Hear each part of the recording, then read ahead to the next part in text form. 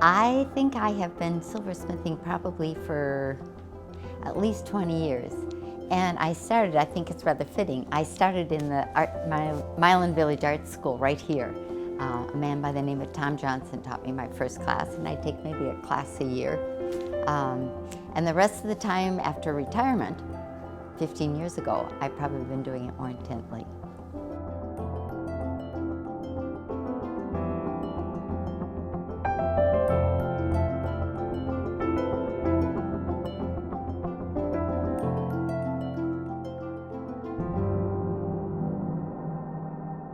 I haven't defined my style yet because I keep finding different venues that are exciting and new to me. But I love working with silver. It's a beautiful metal, and it flows, it's brilliant. It's probably the new gold, as they call it. So that's my metal of choice, and I do all kinds of things with it.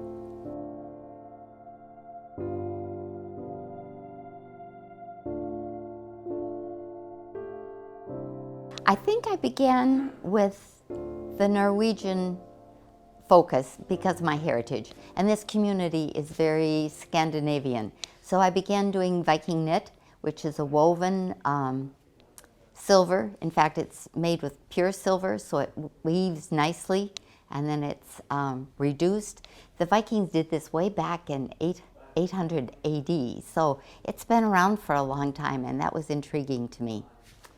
From there, I think I advanced to chain making, which you can do anywhere.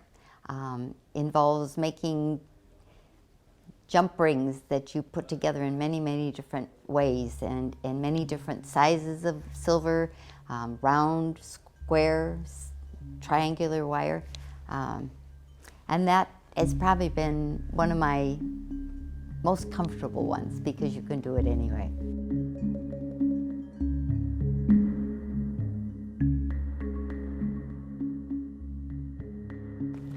I learned to do casting in Arizona. It's the lost wax process. It's a very involved technique, and unfortunately we can't do that here. It requires a lot of equipment and a whole lot of skill.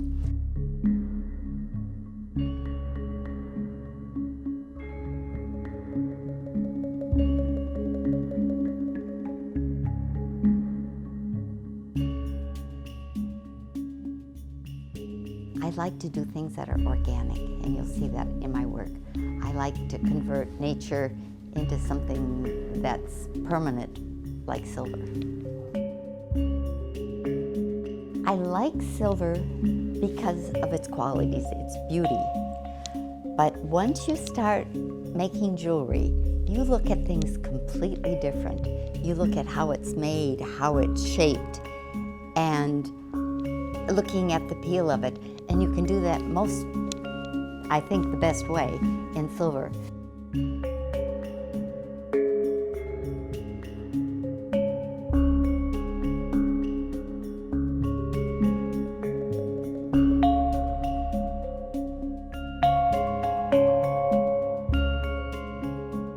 I have a Norwegian heritage, and the art school here is in a Norwegian Scandinavian community. So we began focusing on the folk arts when we began this school. By the way, this building this year is 100 years old, so it's had lots of teaching along the way. The Viking knit is a process that the Vikings did way back in 800 AD, and it's a looping process, and they did wire back then, thin wire and thicker wire, and would loop it. They also used this process to do their clothing and their ropes probably, but they also did jewelry, and some of the tools that they used and that have been excavated are very similar to what I'm using today.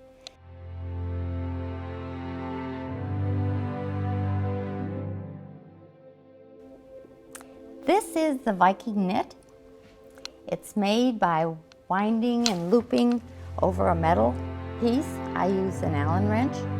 When it's done, I pull it through a draw plate, and by doing so, it will harden the metal and it will make it conform to the shape of the draw plate. Vikings didn't use wood, they made metal. They had many, many metal techniques that we still have today.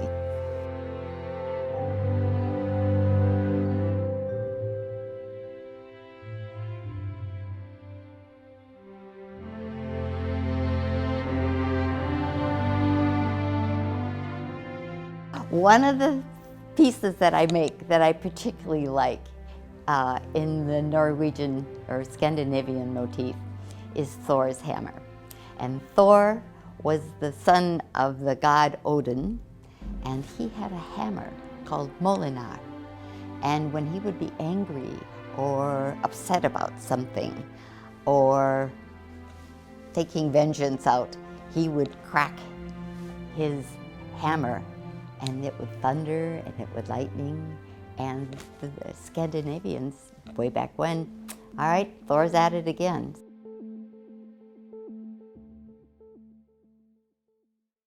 These are the Thor's hammer. This one actually says Molinar, which is his name. So I also do some Celtic pieces because I think they're kind of closely related in many ways.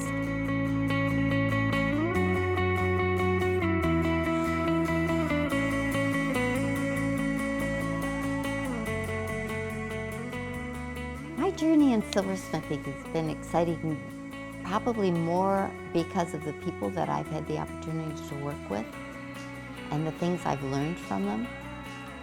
But my purpose probably is to share the love of the metal and also the history behind the pieces that I make, which have meaning for me and hopefully appeal to others.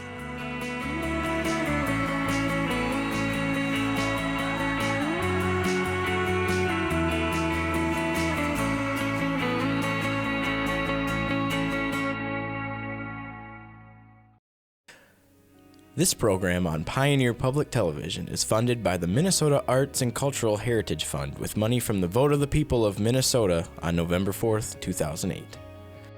Additional support provided by Mark and Margaret Yakel-Julien in honor of Shalom Hill Farm, a nonprofit rural education retreat center in a beautiful prairie setting near Windham in southwestern Minnesota. ShalomHillFarm.org. The Arrowwood Resort and Conference Center, your ideal choice for Minnesota resorts, offering luxury townhomes, 18 holes of golf, Darling Reflections Spa, Big Splash Water Park, and much more. Alexandria, Minnesota. Explore hundreds of lakes, trails, and attractions for a great vacation or a place to hold an event. ExploreAlex.com. Tri-State Brain and Spine Institute, with locations in Alexandria, Edina, Crookston, and Maple Grove. Doctors dedicated to evaluating and treating all types of brain and spine problems, no matter how complex.